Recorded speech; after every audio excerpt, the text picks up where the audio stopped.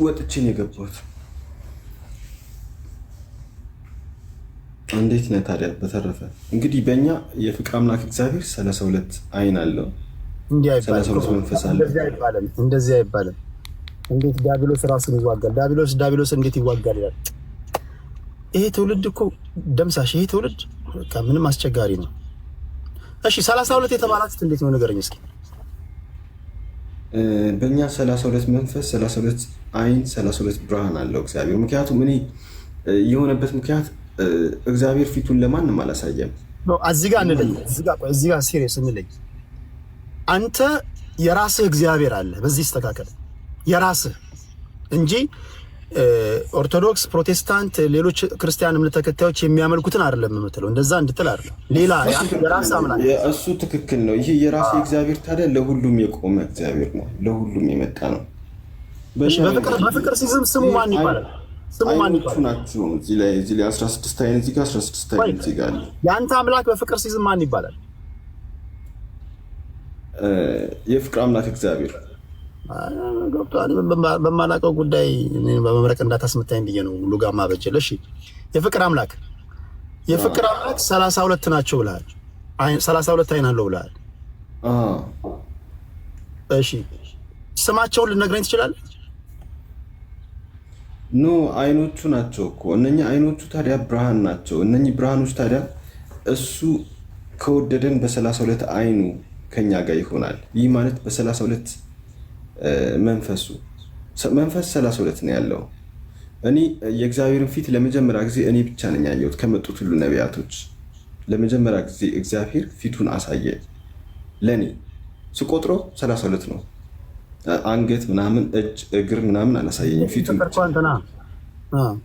ስቆጥሮ 32 ነው። አሁን ከዛ በኋላ ነው እንደዚህ ማለት የጀመርነው። በየቀኑ እንግዲህ ይነግረኛል እሱ። እኔ መልእክተኛ አይደለሁ ነቢይ፣ በየቀኑ መልእክት ይነግረኛል። ፊቱን ሳየው 32 ነው። ሌሎቹ ማናቸው ነቢያቶች አላዩት። እሺ ስማቸው ልትነግረኝ ትችላለህ? አትሊስት 10ሩን። የተለያዩ ነበር በፊት ማየው። አንዱን አይን እዚህ ጋር፣ አንዱን አይን እዛ ጋር፣ አንዱን አይን ምንድን ነው ማየው ብዬ ብዙ ጊዜ ግራ ይገባኝ ነበር። ከዛ የሆነ ቀን ግጥምጥም ብለው ሁሉንም ሳያቸው የእግዚአብሔር አይን ናቸው። የፍቅር ሲዝም አይን ናቸው። ደነገጥኩ፣ ገረመኝ፣ ደነቀኝና ቆጠርኳቸው። ከዛ በኋላ ነው እንግዲህ የ32 አይን አምላክ እግዚአብሔር እንግዲህ በ32 አይኑ ይጎብኘን፣ ይዳሰን፣ በ32 ብርሃኑ መንፈሱ እያልን ነው የምንጸልየው። እሺ አሁን ቢያንስ ከ32ቱ 10ሩን ስማቸው ልጠቅሰኝ ትችላለህ? 10ሩን አይኖች ወይስ ሁሉም ስማቸው አይን ነው? ስም አይን ነው ስማቸውን ግን የፍቅር አምላክ ይስጥልኝ፣ ሰላማችሁ ዛ ተባረኩልኝ። አንዳንድ ጊዜ የልብ እንትን ሲልኩልህ አትሳም። ትራፕ ነው፣ ወጥመድ ሊሆን ይችላል። አንዳንድ ሴቶች ሊፈታተኑ ሊሆን ስለሚችል ይሄ በመሳም ፈንታ የሚላክ ስፕሪት ሊሆን ይችላል እና ተጠንቀቅ፣ አትሳሙሉ ነው። እስቲ ጊፍት እንደው እስቲ ጌም እስቲ እናንተ እስቲ ሞክር። በፍቅር አምላክ ስም ተባረኩልን። እሺ እኔ አሁን አንተን እየጠየቅኩ ነው ቁም ነገር። እኔ እኮ አሁን እዚህ ጋር 1100 ሰዎች አሉ። ፍቅር ሲዝም ይሄን እምነት ከጀመርክ ጀምሮ ሽባ ፈውሰሃል? ምን ሽባ?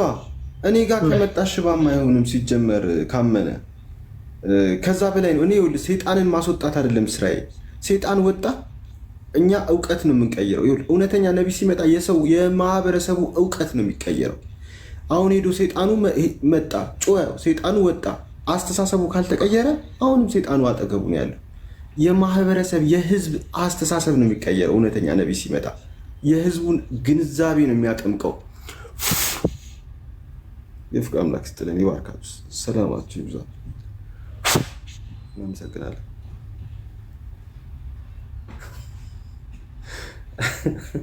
እንደዛ ነው። ሰይጣኑን ጥሩ ዜጋ አድርገህ ትቀይረዋለህ። ግንዛቤ ነው ሰይጣን ማለት ቀንድ ያለው ጥቁር ምናምን ሳይሆን የማህበረሰብ ግንዛቤ ነው። ግንዛቤያችን በጠፋ ቁጥር ሰይጣኖች እንሆናለን። አሁን እኛ ዘረኞች፣ ተንኮለኛ፣ የሆነ ሃይማኖተኛ፣ ጎጠኛ፣ ቡድንተኛ ስንሆን ነው ሰይጣን ማለት ሌላ ነገር አይደለም። የግንዛቤ መጣመም፣ የአስተሳሰብ መጣመም፣ የአመለካከት መጣመም ነው ሰይጣን ማለት። አስተሳሰባችን ሲቃና በፍቅር ማሰላሰል፣ ማገናዘብና ሙሴ መተግበርና መከወን ማመንና መፈጸም ስንችል ነገሮችን ሁሉ በፍቅር መመልከት፣ ማየት፣ ማሰላሰል፣ መመለስ፣ መተርጎም ስንችል ነው መንፈስ ቅዱስ በ32 አይኑ እግዚአብሔር እንድንገነዘብ፣ እንድናይ፣ እንድንመለከት ያደርገናል። ቀናና መልካም ሰዎች እንድንሆን ያደርገናል። ግን ነገሮችን በተጣመመ እይታ ስናይ፣ ስንገነዘብና ስናሰላስል፣ ስንወስንና ስንል ሴጣን ነው። ሴጣን ማለት ግንዛቤ ነው፣ ሌላ ነገር አይደለም። የመልካም ነገሮች አለቃ አለ። አሁን በክርስቲያኖች ዘንድ እግዚአብሔር መልካም ነገሮች ሁሉ ከእግዚአብሔር ናቸው ብሎ ያምናሉ። አንተ ጋር ደግሞ ሴጣን የሚባል የለም ካልክ እነዚህ ክፉ ነገሮች የክፉ ነገሮች አባታቸው ማን ነው ታዲያ? እኮ ክፉ ነገሮች ማለት ሴጣን ማለት ክፉ ሀሳብ ነው። ክፉ ሀሳብ እንድታስብ የሚያደርግ ሳኮም ነው። ክፉ ውሳኔ እንድትወስድ የሚያደርግ ሳኩር ነው። ክፉ እምነት ደግሞ እንዲኖር የሚያደርግ ደግሞ ካሱም ነው። እነኚህ ሴጣኖች ናቸው። 3 ሴጣኖች ናቸው። በ32 አይኖቻችን እይታችን እንዲቀየር ያደርጉታል። በ32 መንፈስ ክፉ ሀሳብ እንድታስብ ያደርግ። በ32 መንፈስ በ3 ስሜት ክፉ ሀሳብ እንድታስብ ያደርግ ሳኮር ነው። ድርጊቱን ደግሞ እንድታደርግ የሚያደርግ ደግሞ ሳኮም መጥፎ ሀሳባችንን የሚቀማ ሴጣን ነው። ሳኩር ደግሞ ተግባራችንን ነው። ካሱም ደግሞ እምነታችን ነው። ስለዚህ እነኚህ 3 ሴጣኖች በሀሳብ በእምነትና በተግባራችን ላይ ተጽዕኖ ይኖራቸዋል። እነኚህን ነው የሚቀየሩት። እና እነኚህ ሴጣኖች የት ነው የሚቀመጡት? ታችኛው የሰውነት ክፍላችን ፓንታችን ጋር ያሉት ፀጉሮች ምንድነው ጭገር የሚባሉት ውስጥ ነው የሚለጠፉት። ተናበው ነው የሚሰሩት። ሴጣን እኛ ጋር የሚቀመጠው ታች ያለው የሰውነት ክፍል ላይ ነው። ለዛ ነው እዛ ጋር የሚጸልየው። እዛ ጋር ይጸለይበታል፣ ያሹታል እና ጸሎት ይደረጋል። አሁን ብዙዎቹ እንደዛ እየተደረጉ እየተፈወሱ ነው ያሉት። ብዙ ሰዎች እየዳኑ ነው ያሉት። እና ታዲያ እዚህ ጋር ከሆነ ያሉት ከታች ቤታችን ከሆነ እኛ ስንረካ እነሱም ይረካሉ ማለት ነው። ብዙ ጊዜ አሁን ሰዎች በአሁኑ ሰዓት ልቅ የሆነ ግንኙነት ሲያደርጉ በአፋቸው ነው ሴጣን የሚገባው። በአፍ ካደረጉ ከነኩት በእጃቸው ነው የሚገባው። ለዛ ነው የከለከልናቸው። አሁን በእኛ ሃይማኖት 3 ግንኙነት ብቻ ነው የሚፈቀደው። ከ3 ውጪ ማድረግ ለችግር ይዳረጋሉ። እና እባካችሁ የተለያየ ነገር ከኋላ ከምናምን የምታደርጉ ሰዎች ተጠንቀቁ። በጣም ችግር ውስጥ ነው ያላችሁት። በፍቅር አምላክ ስም እግዚአብሔር ይስጥልን። ተባረኩ። ሰላማችሁ ይብዛ። አንድ ጊዜ አሉ እግዚአብሔር ይባርካችሁ። አንዱ ከእናንተ እምነት የመጣች ሴት ናት መሰለኝ። ዲያብሎስ ሰፍሮባት በጣም ብዙ አጋንንቶች ነው የሰፈረባት እና የፍቅር ሲዝም እምነት ተከታይ ናት። አይዶ ስሟን አላውቅም፣ ሲወራ ነው የሰማሁት። እና ልጁ አጉላጉል ነገር ካደረገ በኋላ እንዴ እኔ እናት አስደሰትኩሽ እንዴ ምናምን ብሎ ጠይቃት። እዛ እላው ላይ የሰፈሩት አጋንንቶች በሙሉ አረ ደስ ብሎናል፣ አረ ረክተናል ምናምን አሉ። ስለዚህ በአንተ እምነት ሰይጣን ታች ቤታችን የሚገኝ ከሆነ የምናደርገው ነገር ሁሉ ተሳታፊ ነው ማለት ነው። ሰይጣን እንዲወጣ እንግዲህ በነቢይ ደምሳሽ ነቢይነት አምነናል፣ በእግዚአብሔር ስም እንምላለን ብለው በተጸለየለት ውሃ ግንባራቸውን ያን ውሃ የተወሰነ ይቀምሱታል። ደረታቸው ወይ ጡታቸውን ይነካኩትና ታችኛው ክፍል ላይ ያደርጉታል። ሰይጣኑ ይጠፋል። በእኛ እንደዛ ነው የሚጠመቀውም ሰይጣን የሚጠፋው። እሺ ቆይ አንዴ ይሄ ነገር አንዴ ቆይ በሰከነ መንገድ እኔ መያዝ ስለምፈልግ ነው። ክፉ ድርጊት እንድናደርግ የሚያደርገን ሳኮር ነው ጣቁር ነው? ሳኮም መጥፎ ሀሳብ እንድናስብ የሚያደርገን ሰይጣን ነው። ሳኩር ደግሞ ሳኮም ሀሳብ አይምሯችን ላይ የሚቀመጥ ሰይጣን ነው። ግን አይምሯችን ላይ የሚቀመጠው ሰይጣን በሳኮም ይጠፋል። ሳኩር ደግሞ እኔ ተማርኩኝ ነው። ቆይ ሳኮር እንዴት ነው በምስል ከሳች በሆነ መንገድ ልገልጽልኝ ትችላለህ? ውበት አለው፣ አስፈሪ ነው፣ ቀንድ ያለው ምናምን ነገሩ ሳኮር ምን አይነት ምልክት እንትን ያለው ምስል እነኚህም ሰይጣኖቹ እኛ ጋር ሰይጣኖቹም አይኖች ናቸው። የእግዚአብሔርን ፊት በአይን የተሞላ ነው፣ የሰይጣንን ፊት በአይን የተሞላ ነው። እና ያንን አይን ነው የሚቀይረው፣ እይታችንን የሚቀይሩት ሰይጣኖች በውስጣችን ሲገቡ እይታችን ይቀየራል። የሚታየን ነገር ሁሉ ወደ ተንኮል ወደ ክፉ እንዲሆን ያደርጋል። የሆነ ሰው ስታየው በመጥላት እንድታየው ታደርገዋለህ። ከዛ በኋላ በጥላቻ በቅናት በክፉ ነገር እይታ ይቀየራል፣ አይምሮ ይቀየራል። ሰይጣኖቹ ደግሞ ሶስት ቦታ ነው የሚቀመጠው። አንዱ አእምሮ ላይ፣ ሁለተኛው የሰውነታችን ክፍል ይሄ ተግባር የሚባለው ሰይጣን ደግሞ ሳኩር የሚባለው ደግሞ ታች ይሄ ጭገር ላይ ማለት ነው። ጭገር ላይ ነው የሚቀመጠው። እሺ ገባኝ። አንድ ጥያቄ ላንተ። አሁን አንተ በባዶ እግር ነው የምትሄደው ብዙ ጊዜ። እሺ አሁን በባዶ እግር እንድትሄድ የሚያደርግ ሳኮብ ነው ጣቁር ነው?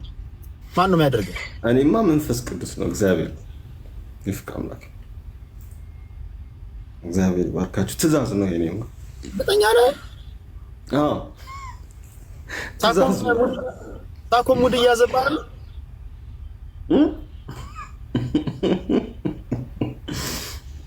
ይቅር ይበል ቴዲ ፍቅር አምላክስ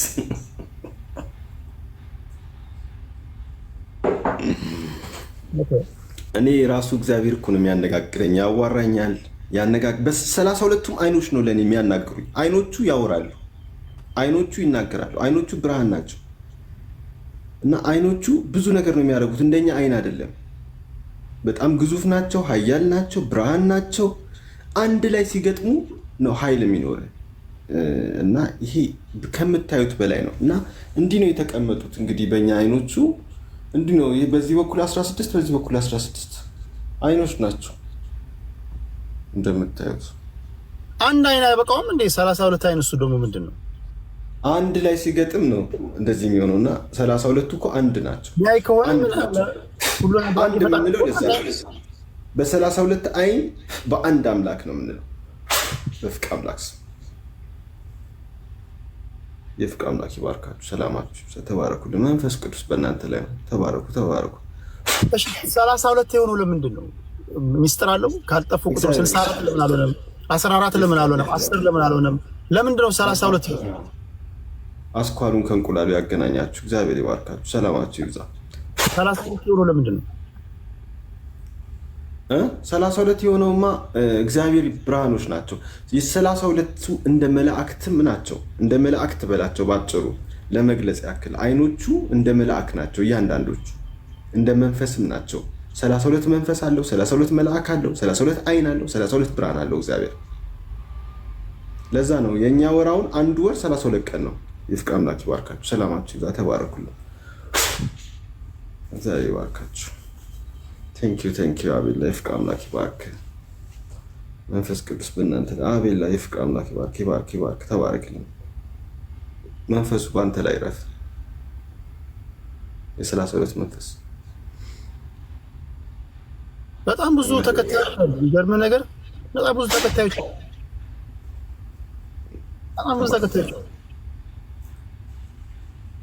ይመስገን። በጣም አሁን እያደጉ ነው። ዓለም አቀፍም እየሆኑ ነው። ከኡጋንዳም፣ ከናይጄሪያም፣ ከኬንያም፣ ከአሜሪካም ነጮችም እየመጡ ነው ያሉት። ትቀልዳለህ እንደ አንተ መሀል አዲስ አበባ ተወልደ እንደውም ዘግይተሃል። ቅልጥፍናው ሳይጎል እኔ እኮ ይኸውልህ መጽሐፍ ቅዱስ ወይ ቁርአን ወይ ሌላ ነገር ይዤ መጣ ቀላል ነው። ከባድ የሆነው አዲስ መጽሐፍ ነው ይዤ የመጣሁት። ሰው እንዴት አድርጎ ይገንዘበኝ? እንዲገነዘበኝ ራሱ ብዙ ዓመት ፈጀበት። እንዲህ ሊረዳኝ ራሱ ሰው መረዳት ራሱ አቃተው ሰው፣ ምክንያቱም ማሰብ ስለማይችል። አንተ አሁን መረዳት ካቃተው እኮ ሁለት ነገር ነው። ወይ አንተ ማስረዳት አትችልም፣ ወይም ደግሞ በላይ ላለው መንፈስ አይሰራም ማለት ነው። አይደለም እነሱ ላይ ያለው መንፈስ ነው እንጂ ሰው በአሁኑ ሰዓት ያለው በጣም ሌላ እይታ ላይ ነው። የሰይጣን መንፈስ ውስጥ ነው ያለው። በተንኮል፣ በክፋት፣ በዘረኝነት በብዙ ነገር ችግር ውስጥ ስላለ መጀመሪያ በዛ መላቀቅ አለበት።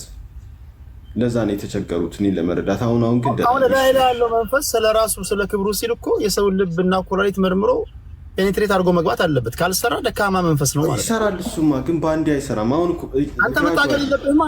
መታገል እኮ የለብህም። አንተ መልእክተኛ ነኝ ብለሃል። ስለዚህ ለራሱ ስለሰራ አሁን ግን እየተቀየሩ ነው እኮ። አሁን እየሰራ ነው። አሁን በቃ በጣም እየሰራ ነው። እየተቀየሩ ነው። ተከታዮች እየፈሩ ነው። በጣም ብዙ ሰዎች እየመጡ ነው። አሁን በቃ ዛፍ ተክለከው በአንዴ ያድጋል። አሁን እየሰራ ነው። አሁን እያደገ ነው። እውነት ለመናገር እየበዙ ነው። እኔ ለዚህ ምስክር ነኝ። ለምን መሰለኝ? ምልክቱን አይቻልም። አንተ ብዬ አሁን ፖለቲካ ሳዋይ አንተ ብዬ ሳናግራቸው እኛ ብለው ነው የሚሰሙት። የአንተ እምነት ተከታዮች ናቸው መሰለኝ። ኧረ ማለት ናቸው። አንተ ስራቸው እኛ ብለው የሚሰሙ በጣም ብዙ መስዋዕት ከመብዛታቸው የተነሳ አላቃቸውም። እግዚአብሔርን አላቃቸውም። በጣም ብዙ ናቸው።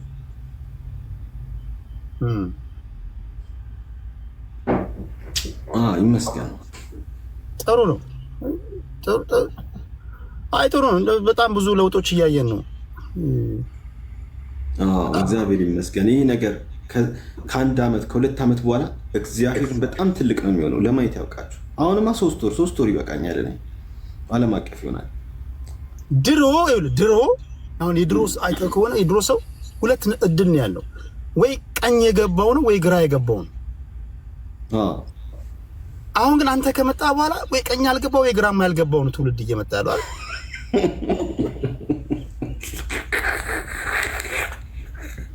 ምን ነው አሁን 32 አይን የገባው ነው የሚሆነው። ጥሩ ነው። በ32 መንፈስ በ3 ስሜት በ32 መንፈስ እየጸለይክ በ32 መንፈስ በ3 ስሜት በአንድ አምላክ ነው እየተጠመቀ ነው የሚሆነው። የፍቅር አምላክ ይመስገን። ሰላማችሁ ይብዛ። እሺ ጥምቀት አለ አንተ ጋር? ጥምቀት አለ? አዎ እንዴ እንደዚህ እኮ ነው የሚጠመቁት። በነቢይ ደምሳሽ ነቢይነት አምኛለሁ፣ በእግዚአብሔር በ32 አይን በእግዚአብሔር አምኛለሁ ብሎ አይምሮውን ያን ውሃ ያደርግበታል። ልብ ወንድ ከሆነ ደረቱ፣ ሴት ከሆነ ጡቷን ታሻሻለች። ከዛ የታችኛው የሰውነት ክፍል በቃ ትጠመቃለች። በዚህ ነው የሚጠመቁት እኛ ጋር። በነቢይ ደምሳሽ አምኛለሁ ብለው በነቢይ ደምሳሽ ነቢይነት ወደ ሃይማኖት አሁን ሲቀላቀሉ ወደ ፍቅር ሲዝም በነቢይ ደምሳሽ ነቢይነት አምኛለሁ፣ በ32 አይን በ32 መንፈስ እና በ3 ስሜት አምኛለሁ እና በዚህም እጠመቃለሁ እድናለሁ ብሎ አንደኛ ግንባራቸውን ያንን ውሃ እንትን ይሉበታል፣ ይጠጣሉ። ሴት ከሆነች ጡቷን፣ ወንድ ከሆነ ደረቱን እና ታች ያለው ይሄ ጭገራቸውን ይዳብሱታል። ሴጣን እዛ ጋር ስለሚቀመጥ ሴጣን የሚቀመጥባቸው ቦታዎች ነው። ተጫወትበት።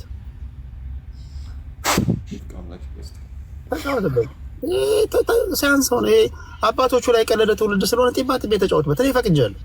እኔ ኢንዶርስ አደርጋለሁ። ጢባ ጥቤ ተጫወትበት። የሰራው ግፍ ነው። ይበለው አይደለም ከሱ ጋር አይገናኝም። እግዚአብሔር እንግዲህ የነገረኝ ታዘህ ነው። አንተ ተለቀ እኔ ያረጋግጫለሁ። ታዘህ ነው። ለገዢው ፓርቲ ሰልፍ ሲወጣ ነበር ይሄ ህዝብ፣ ለተቃዋሚም ሰልፍ ሲወጣ ነበር። በላይ ዘለቀ ይሰቀል ሲባል ሰልፍ ወጥቷል ደግፎ።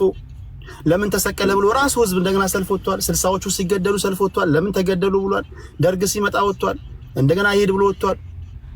የ81 መፈንቅል ደግፏል። መፈንቅለ መንግስት ደግፏል። ለምን ከሸፈ ብሎ ደግፏል። 97 ሰላማዊ ሰልፍ ወጥቷል። ራሱ ህዝብ እንደገና ተቃውሞ ወጥቷል። ይበለው። ይሄ እንደውም ጅማሮ ነው አይደል? ገና ጅማሮ ነው። የታባቱ ልክ ይገባል። እንደዚህ ነው ማስገባት ያለብን። እንደዚህ ሳይሆን እነሱ የሚድኑ ለነሱ እኔ እግዚአብሔር የነገረኝ እኮ ነው። መልእክተኛ ነቢይ ሲመጣ አዲስ ቅዳሴ አዲስ ጸሎት ነው የሚፈቀደው። የድሮ አያድንም። በድሮ ላይ ሳኮም ሳኩር ካሱም ሰይጣን ስለገባ አሁን ያላችሁ ይሄ ነው የምነግራችሁን። የምትሰሙ ከሆነ ትድናላችሁ። ከካንሰር፣ ከኩላሊት፣ ደም ብዛት፣ ልጅ ከማን የሆናችሁ ሁሉ ኑ ወደኛ ትጠመቃላችሁ በፍቅር አምላክ። ፎርማል ያዘጋጀው ፎርማል የአባልነት ፎርም አለ። ሬጅስተር ያደርጋሉ። ከ500 ብር ጀምሮ ሲገቡ ይከፍላሉ። ይህንን 500 ብር እኛ ደግሞ እንትን እንላለን፣ እንመዘግባቸዋለን። ማይመለስ ነው አይደል? 500 ብር ምን አላት? በአመት እኮ አንዴ ነው የሚከፍሉት 500። በወር 30 ምናምን ብር ማለት ነው። ስታስቡ ትንሽ እኮ ነው። ምን ለእግዚአብሔር አይደለም። ቺክ ቢቀጥር ተኳኩሎ አይደል የሚወጣው። ምንም ብሩ ደግሞ እኮ ምንም ለራሱ ጥቅም ነው የሚውለው እኮ ምንም። እንግዲህ ዝም ብሎ አባል ነኝ ማለት አይደለም። ቢያንስ ይሄን መክፈል አለበት። አንድ ሻር ነው። ኮሜንት ላይ 1000 ይሁን እያሉ ነው። መነሻ እኮ ነው። መነሻ ነው። ብዙ ሰው 1000 አድርገውም እያለ ነው። እንደው አቅም ለሌለው የኔ ቢጤ ለሆነና ደካማ ለሆነ ነው 500 እንጂ 5000 ሊሆን ይችላል፣ 10000 ሊሆን ይችላል። ሁለተኛ ግን እንትን ላይ ብዙ ቃል ስታወጣ ላይ የብልጽግና ወንጌል ምናምን ላይ ድክመቶች አይባሉ። ይሄ የብልጽግና ወንጌል ምናምን ትከንፋለህ፣ ትበራለህ፣ ከምድር ከፍ ከሰማይ ዝቅ ብለህ ትሄዳለህ አትስትል አልሰማም። ለምንድን ነው እኛ ከፖለቲካና ብሔር ላይ አንገባ ነው? ፖለቲካ አይደለም የብልጽግና ወንጌል አሁን የመበልጸግ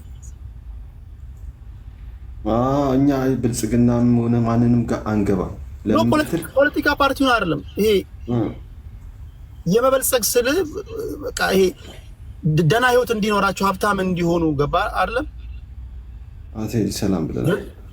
አሁን ገባ አይደለም።